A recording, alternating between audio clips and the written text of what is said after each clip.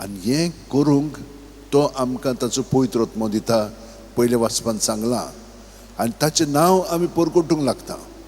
परगटिना जाल्यार हो उजो आमच्या काळजांत आसा तो आमकां थार दिना अशें म्हणून पयले वाचपान जेरेमियासान सांगलां. आनी ते भाशेन घडटा. आनी सगळ्या सांता भक्तां मदीं पळया, इनास एक पाटी तो जेजूचो पाटलाव जालो की ताका सगळ्या जाणांक सुटका सोडवून मेळ्ळेली जाय आसलेली. आनी जेजूचो पाटलाव ताणें केल्लो जाय आसलेलो. हे उर्बेन, हे आशेन, हे उत्सुकतायेन तो आपलें जिवीत सादतालो. आनी ताका लागून हें म्हत्वाचें. जेन्ना भाग्यवंत फ्रांसीस शेवेर गोंयांत आयलो ताका इनासान पाठोवंक ना.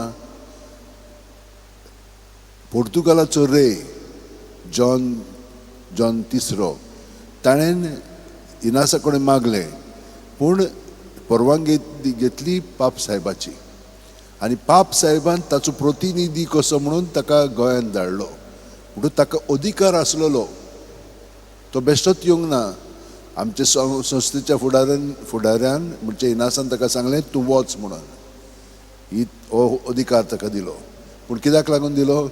कित्याक पोर्तुगालाचो रे आनी पाप साहेबान ताका हो पाठिंबो दिल्लो. आनी ह्या अशे स्थितीन तो हांगसर आयलो आनी जेजूचो उजवाड जालो. ताका लागून आयज पर्यंत आमी ताणेन जशे भाशेन भाग्यवंत इनासा कडून जेजू कसो फोलेर आनी बरवासो सगळ्यांक हाडटा ते भाशेन तो जालो. आनी आयज पर्यंत तो आमचे बरोबर आसा.